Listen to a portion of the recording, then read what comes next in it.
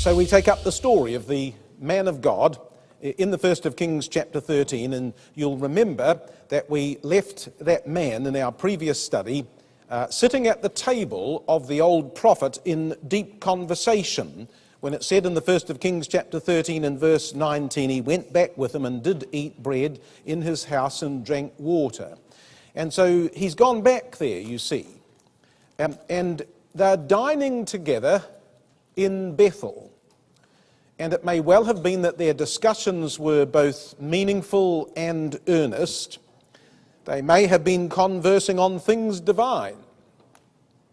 But the reality was that this meeting should not have taken place at all.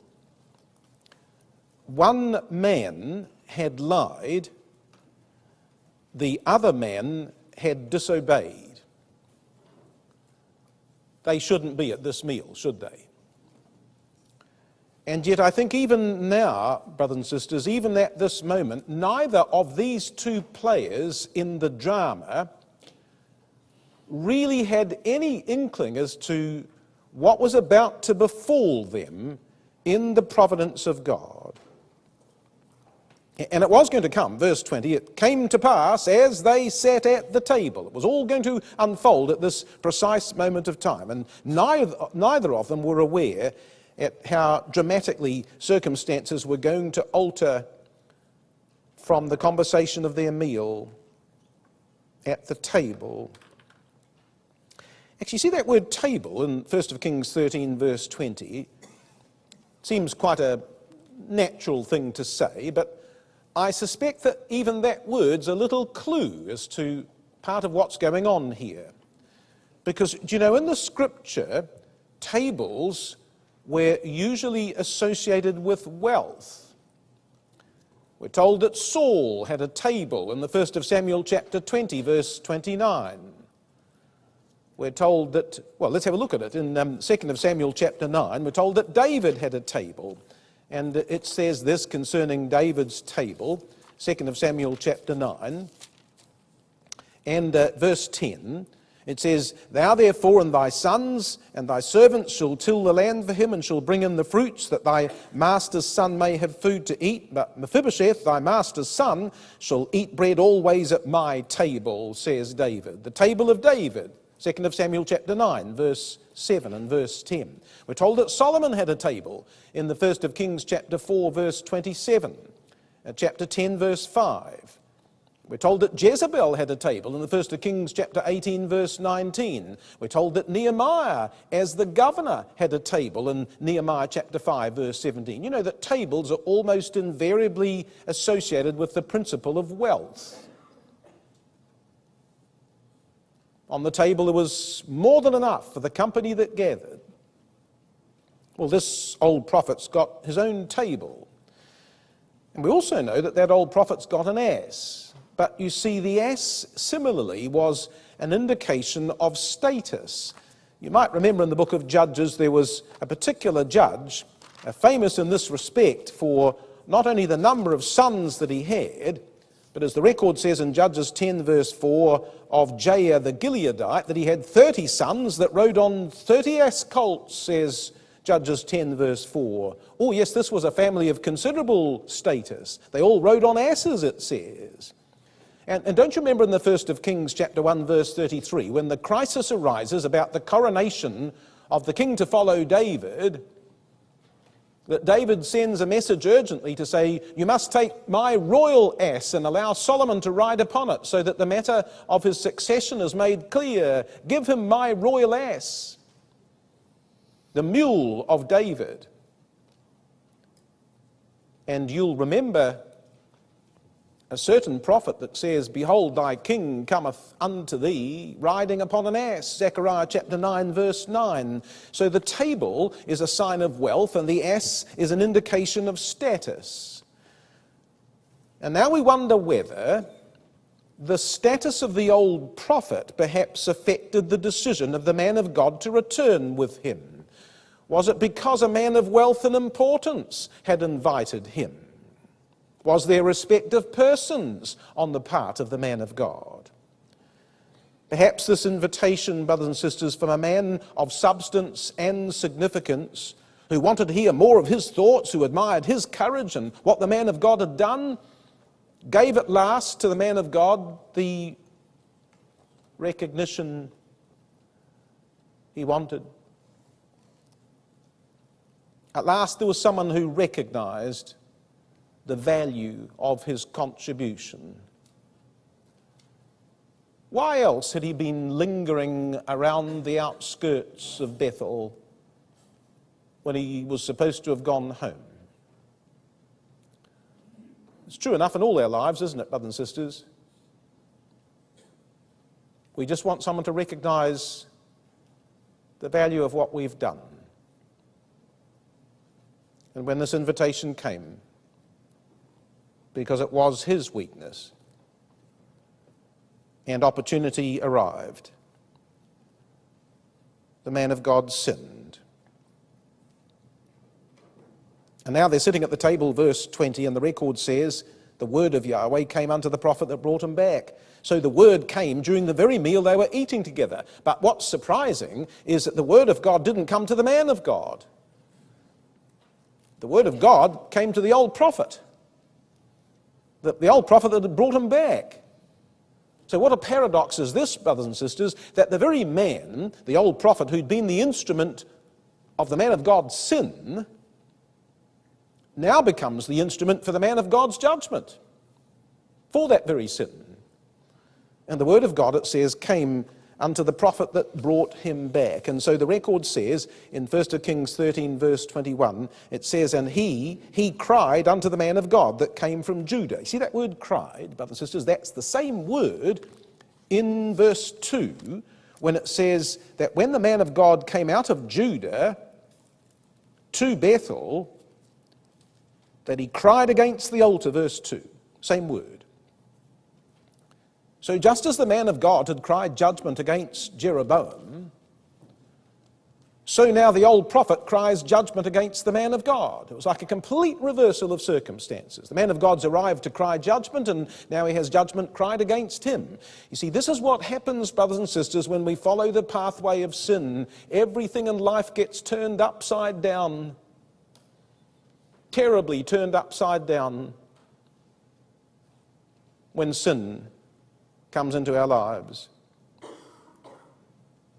And the record says that what the old prophet said, and on behalf of God, because the word of God had come to him, verse 21, the old prophet said, thus saith Yahweh, forasmuch as thou hast disobeyed the mouth of Yahweh, and hast not kept the commandment which Yahweh thy God commanded thee. You see, he disobeyed the mouth of God. The ground of his judgment lay in the fact that his charge had been given to him by the direct revelation of God. It had come from the mouth of the Lord. See, that could never be revoked or superseded by the words of merely another man. And so the man of God will be judged, because that which he had received directly from the mouth of God, he had refused, he had disobeyed. And not only had he disobeyed the mouth of God, but, says the verse, thou hast as a result not kept the commandments which Yahweh thy God commanded thee. And here's the very nub of the matter, brothers and sisters. Because you see, here's the problem. That spirit of not keeping the divine commandment was the very sin of Jeroboam. The ground of condemnation for Jeroboam was that he was a man that didn't keep God's commandments. In fact, if you come to the 2nd of Kings chapter 17, we looked at this in our exhortation on Sunday, but just a few verses before, the record will say this about the real spirit and influence of Jeroboam upon the northern kingdom. 2 Kings chapter 17, and reading from verse 14 to 16, it says, notwithstanding they would not hear, but hardened their necks like to the neck of their fathers that did not believe in Yahweh their God. And they rejected his statutes and his covenant that he made with their fathers and his testimonies which he testified against them.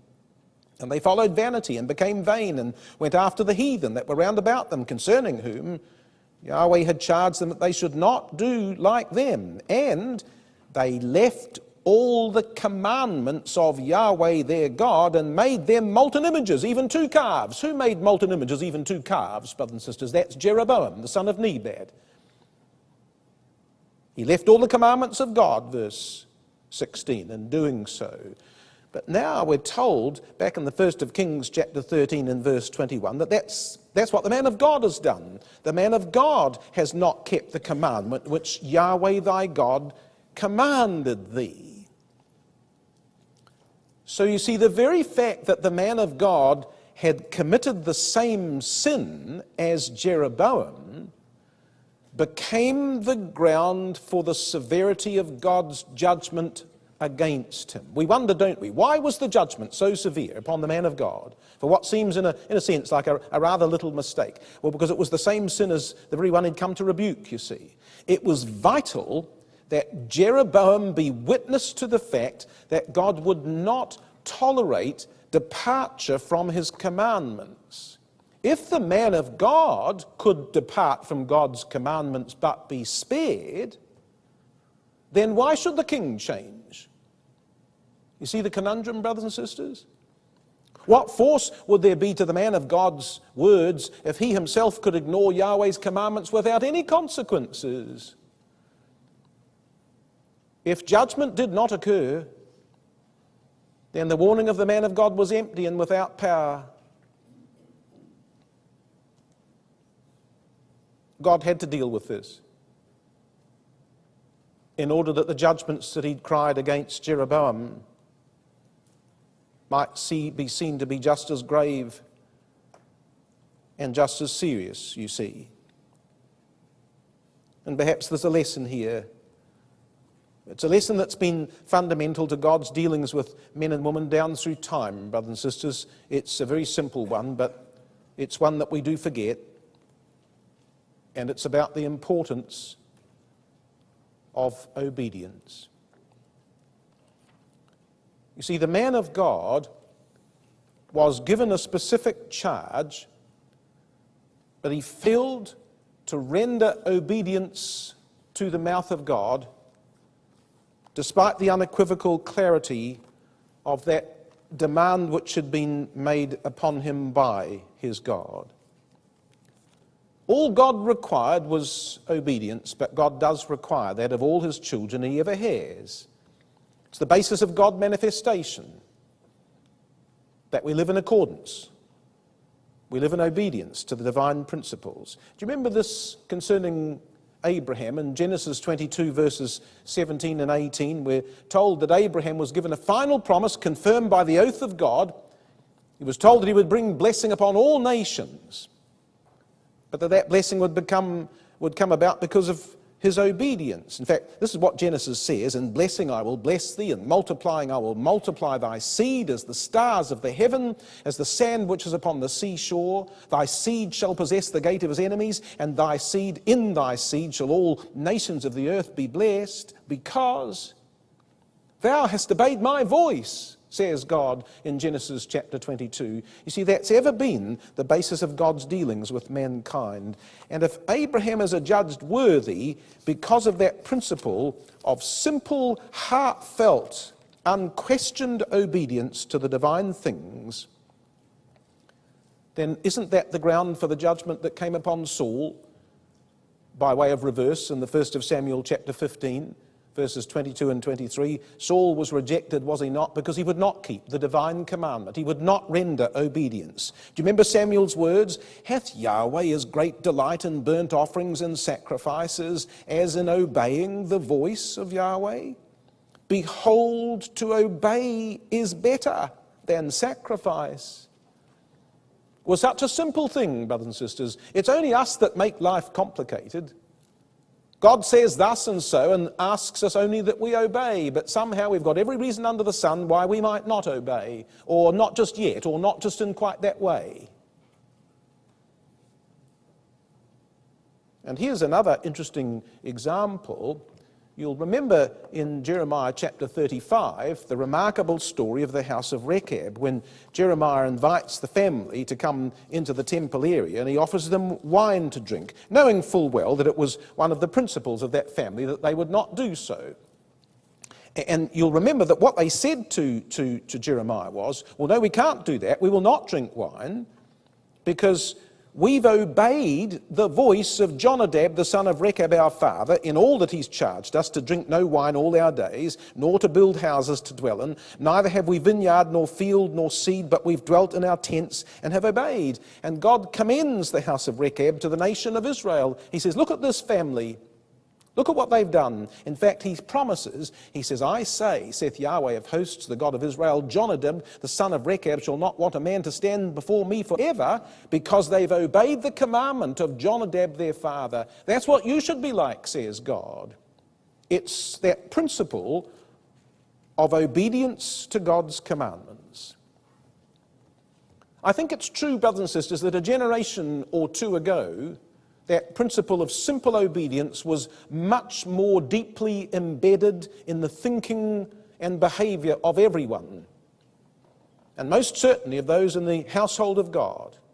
Now we live in a world where the matter of obedience is a matter of personal choice as to whether we might obey or not obey, or do or not do. Because religion is a matter of personal preference, and the trouble is that the moment that arrives in the ecclesia, brothers and sisters, we have all sorts of difficulties, don't we? Obedience, the importance of obedience. It's a divine principle, and here's the lesson, brothers and sisters, I think. If obedience is the prerequisite for divine blessing, then let us never forget that disobedience is the precursor to divine judgment. It's how God works. Don't ever let us think that his principles will change. So the old prophet says to the man of God, verse 22, he says, not only did you not keep the commandment of God, but you came back. You came back and hast eaten bread and drunk water in the place of the which Yahweh did say to thee, eat no bread and drink no water. Do you know the words eat and drink are used 7 times in this chapter? Eat and drink, eat and drink, eat and drink, 7 times. This is the last time. This is the final time. And to the Jew, of course, to eat and to drink was an act of fellowship. And the real reason for this prohibition upon the man of God was because he represented God. This was God's warning to Jeroboam that he was out of fellowship with heaven. For the man of God to then go and eat and drink in that place was to absolutely ignore that which he represented on behalf of God on this occasion. He was absolutely at variance with the charge that had been given to him. And so the old prophet says that because of what you've done, and because of how you've behaved, at the end of the verse it says, thy carcass shall not come unto the sepulchre of thy fathers.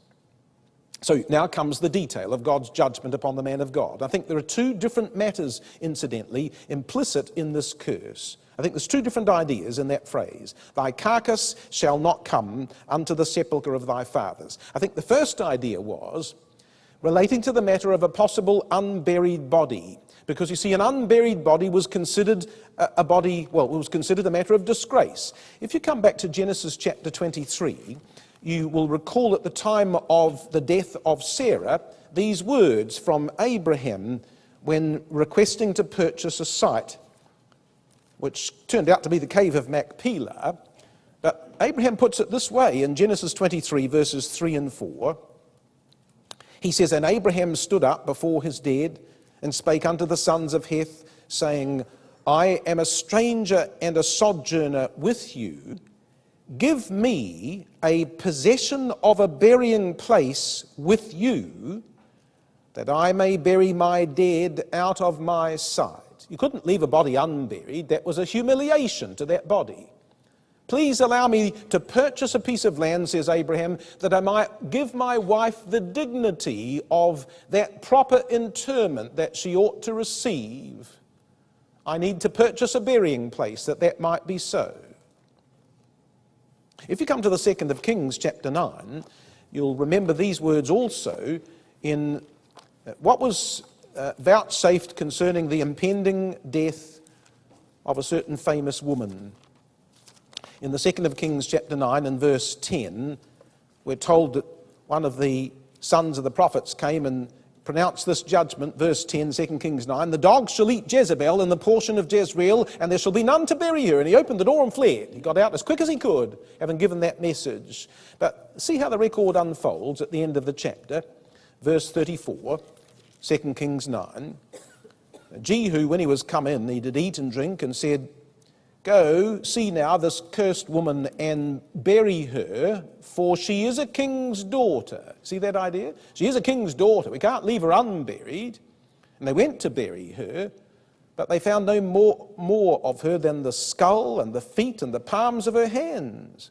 Wherefore they came again and told him. And he said, "This is the word of Yahweh, which he spake by his servant Elijah the Tishbite, saying, In the portion of Jezreel shall dogs eat the flesh of Jezebel, and the carcass of Jezebel shall be as dung upon the face of the field in the portion of Jezreel." In other words, she would die in disgrace, brothers and sisters, because she would die unburied.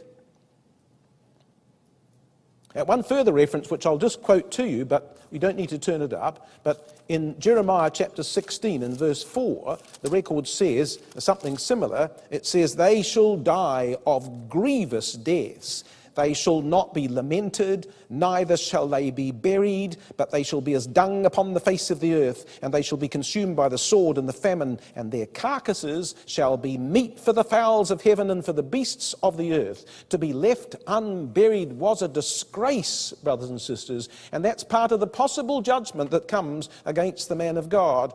But it wasn't just that he might be unburied, it was also, as the old prophet had said, that thy carcass shall not come unto the sepulchre of thy fathers. And likewise, for a body to be buried apart from the family was considered a tragedy.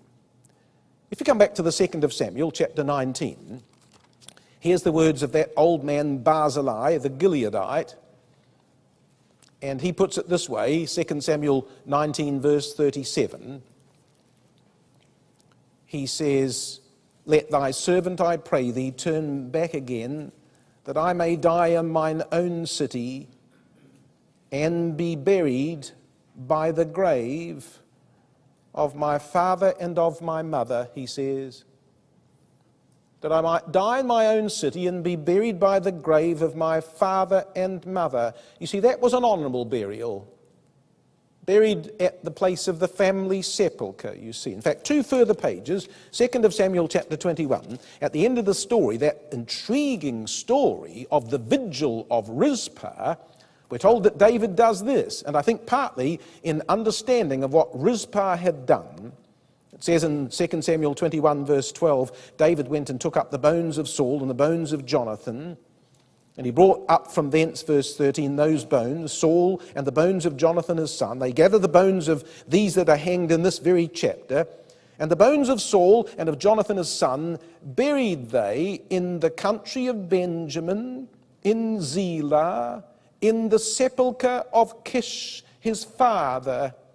And they performed all that the king commanded. And after that decent and honourable burial, God was entreated for the land, and David's final salute of affection for Jonathan his friend is that he took the bones of Saul and Jonathan and buried them in the family sepulchre where they really ought to be, you see. So come back now to the 1st of Kings and chapter 13. And this is obviously the burden of the judgment that the old prophet pronounces against the man of God. That firstly, he might die a death that would leave him unburied, and that secondly, he might die a death in which he would never be buried with his family in the family sepulchre. Or this judgment of the 1st of Kings 13 verse 22 concerns both an untimely death and an ignominious disposal. But what the old prophet didn't say, and what the old prophet didn't know, was what the means of death would be, and when exactly that death would occur. See, that was still left undisclosed. I don't think even the old prophet knew. Now just stop for a moment, brothers and sisters, and in the context of our late evening session last night with Brother Ken, picture the scene. Imagine the moment. How did the old prophet feel when this inspired word of judgment came upon him? He would have been astonished and amazed at the experience. If he had been part of the school of the prophets years and years before, then it was probably many, many years since a prophetic utterance had been given him, and now, long after his faith has declined from that earlier zeal he had, he suddenly feels the Spirit of God upon him again. He must have been astonished by that surge of the Spirit speaking through him. But beyond his astonishment, brothers and sisters, he must have felt a terrible guilt that his own lying, his own deception had brought about this shocking consequence upon the man of God, that this judgment was to be pronounced. And if his principal objective was to be stimulated by scriptural conversation, then this outcome must have been devastating in its impact on the old prophet. He'd been living a life of disobedience to the divine commandments himself. How could he pronounce judgment against the man of God and not believe that he also ought to be subject to the same judgment in his own life? And don't you think he would have been excruciatingly aware that his actions had caused another to sin? And you see, I think God spoke through him for the very purpose of touching the heart of the old prophet, that he might change. So verse 23 says, came to pass, after he'd eaten bread and after he'd drunk, he saddled from the ass to wait for the prophet whom he'd brought back. So what we're told in verse 23 is that the meal was concluded before the man of God even left. But the joy of the meal was gone now, wasn't there? Now there's fear and unease. Now there's a shadow hanging over the table as that meal was finished. And yet I still think, brothers and sisters, I think we have this overwhelming impression from verse 23 that despite the unease at the table, that neither of them, even now, are aware of just how swiftly the judgment would fall. I think the man of God rides away in ignorance that his end is actually imminent. He might have thought, well, I'm going to be judged at some point, but not now, not right now, not today. Well, yes, it was, but he didn't know. He rode off in ignorance of how swiftly the matters would be brought to pass.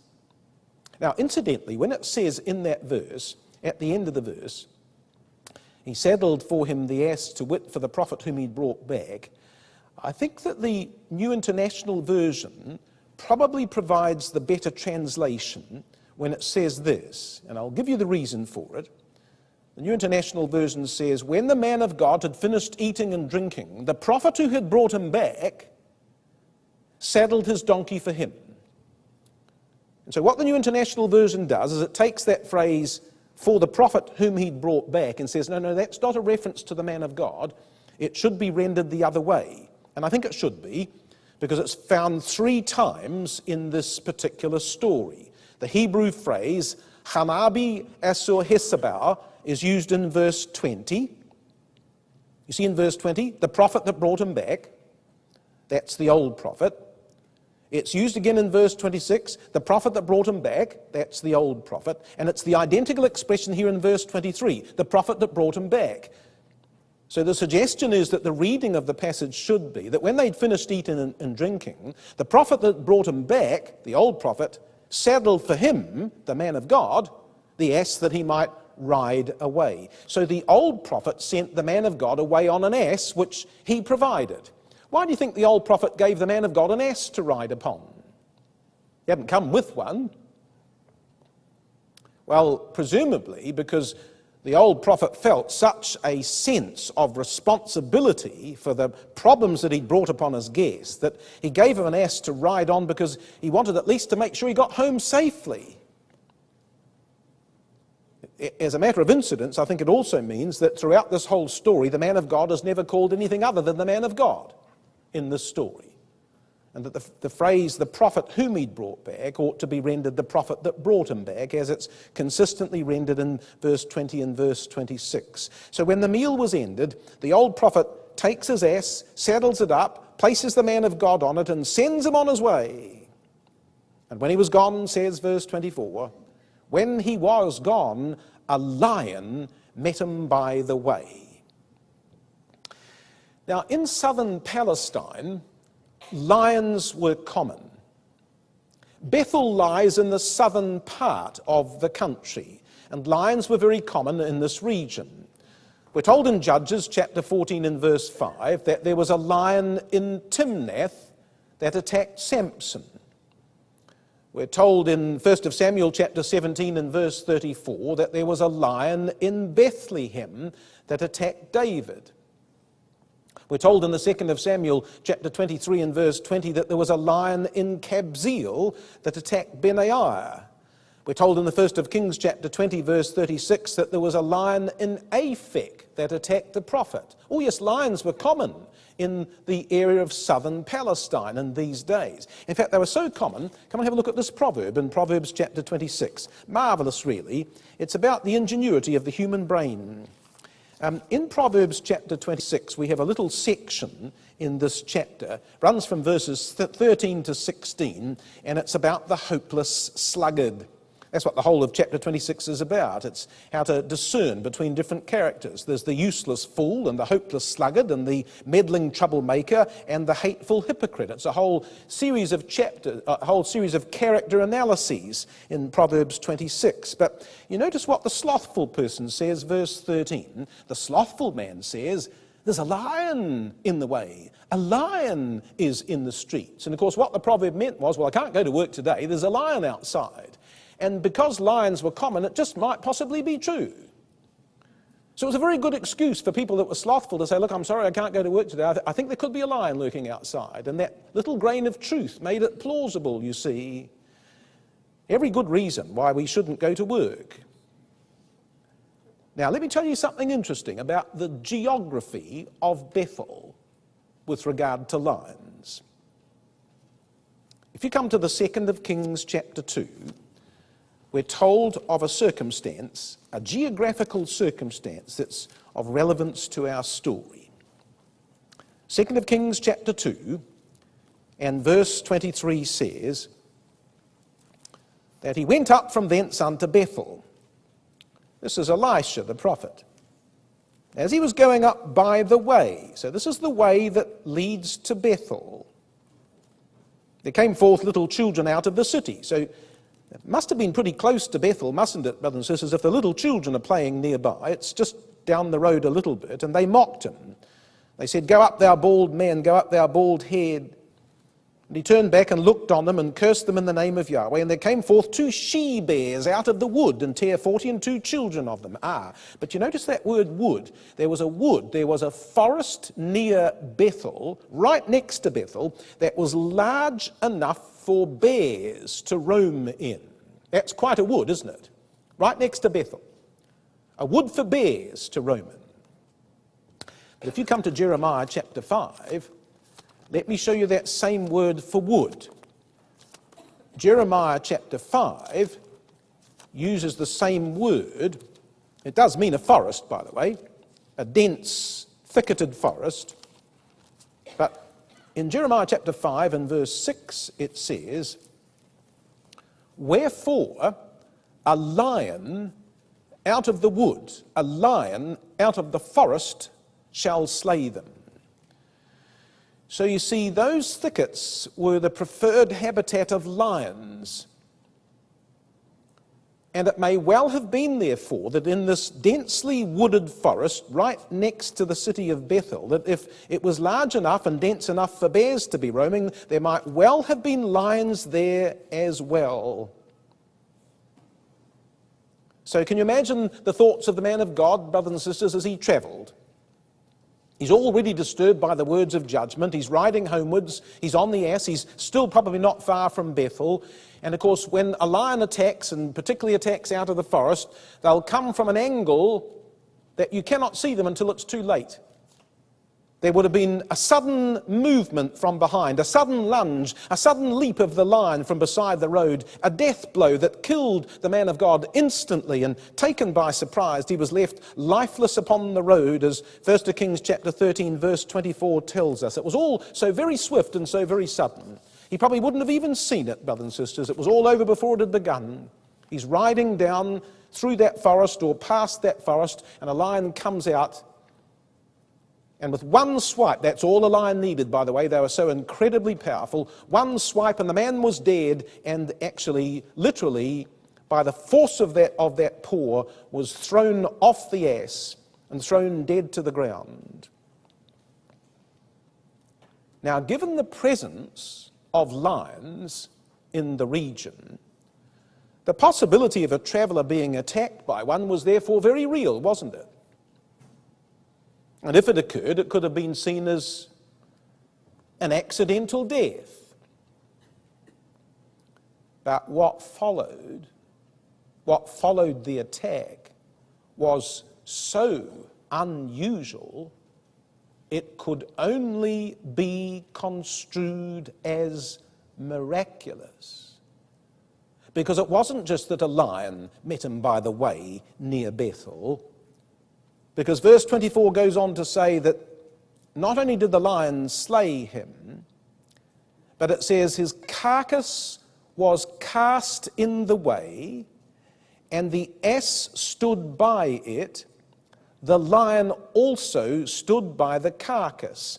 So there were three things that attested to the hand of God at the scene: the untouched carcass, the unmolested ass, and the unmovable lion. And all these fell outside the normal course of nature. And they testified to the world that the man of God did not die by chance. He died by the express and deliberate consequence of divine intervention. There was no other way to read the story of that scene upon the road, brothers and sisters, had we witnessed it, than to absolutely believe that God's hand must have been in this particular matter. It was remarkable, staggering.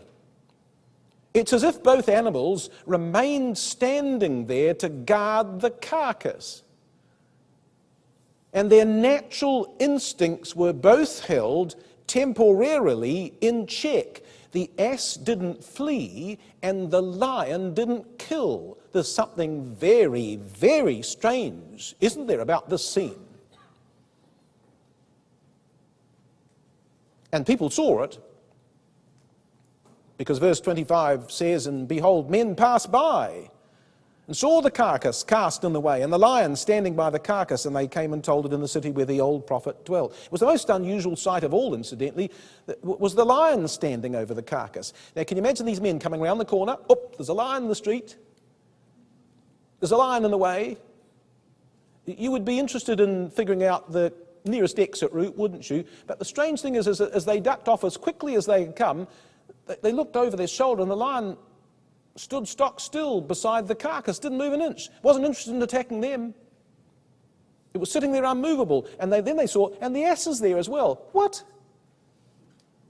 So the record says, they came, verse 25, and they told it in the city where the old prophet dwelt. Oh, now, do you notice, brothers and sisters, they didn't tell the old prophet. Do you see that? It doesn't say that they told the old prophet, it says they told it in the city.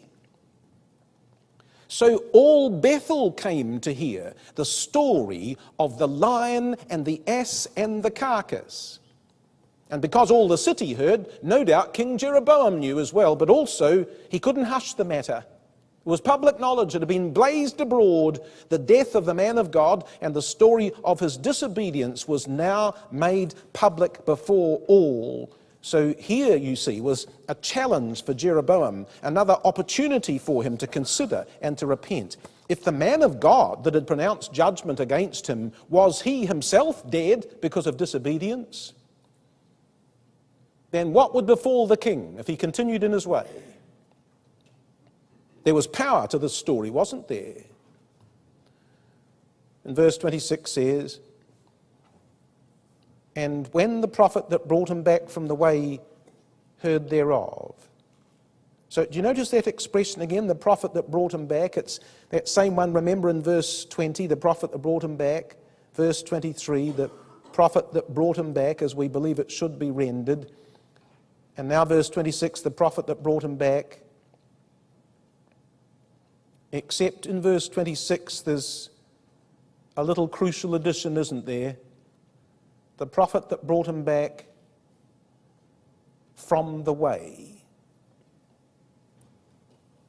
Brought him back from what way? And the answer is, brought him back from the way that God had asked the man of God to walk in. And you see, this was the terrible wrong that the old prophet had done. The book of Proverbs says, whoso causeth the righteous to go astray in an evil way, he shall fall himself into his own pit. Proverbs 28 verse 10. And so the old prophet is described here in the context of the wrong he did in urging the man of God to depart from that way. He was the one who'd caused a righteous man to go astray and walking in the way that he should never have gone, and that way was the way back to Bethel because of his invitation. And so when this news came into the city, brothers and sisters, that there's a dead body in the street just round the corner and there's a lion there, the old prophet knew immediately who it must be, didn't he? He just knew it, brothers and sisters. The moment he heard the news, he'd never forget that moment. There's a dead body just outside Bethel. I know who the dead man is, came the reply. It's the man of God, said the old prophet, and no doubt with tears in his eyes. There's a lesson here, brothers and sisters, how we wish that we might never be described as the one who caused another saint to walk in a way other than God's. We want to make sure that the impact we have upon others is only for their good and never for their spiritual detriment. I think the old prophet would never forget that moment when he heard that news, the news of a dead man, the carcass lying in the way. But even in that knowledge, God was at work in the life of the old prophet to bring about, we believe, a change for the good. You see how he describes him, verse 26? How does the old prophet describe the man of God? He says, it is the man of God who was disobedient unto the word of Yahweh. But Rotherham says, who rebelled against the bidding of Yahweh. And Green's literal says, who provoked the mouth of Yahweh. And it's the same phrase as verse 21. When the old prophet had said, thou hast disobeyed the mouth of Yahweh, that's the same phrase here in verse 26. It's the man of God who was disobedient unto the mouth of Yahweh. It's a reference to that direct verbal command first given to the man of God. And so the old prophet says in verse 26, therefore Yahweh hath delivered him unto the lion which hath torn him and slain him. Incidentally, I think the margin is better and more correct.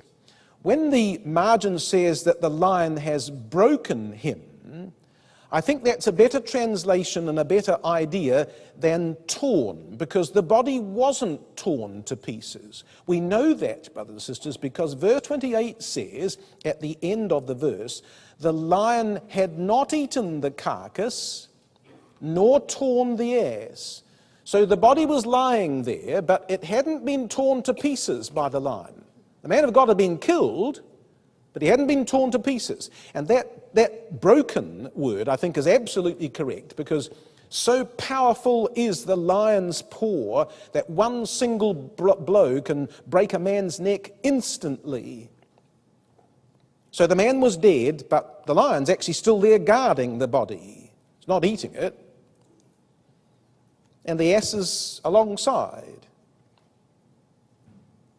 But perhaps the critical word in verse 26, brothers and sisters, is the word therefore. It's the man of God who was disobedient. Therefore, the Lord hath delivered him. You see, there's another divine principle at work here, and it's axiomatic to God's dealings with us. It always has been. It's called the law of consequences, and it was instigated in the Garden of Eden. Now, do you remember what it says? You see, the man of God here was disobedient to the mouth of God, and he suffered the divine judgment of the lion, into whose power he was delivered. He died as a consequence because the law of consequence was at work in his life. Now, here's the idea from Genesis.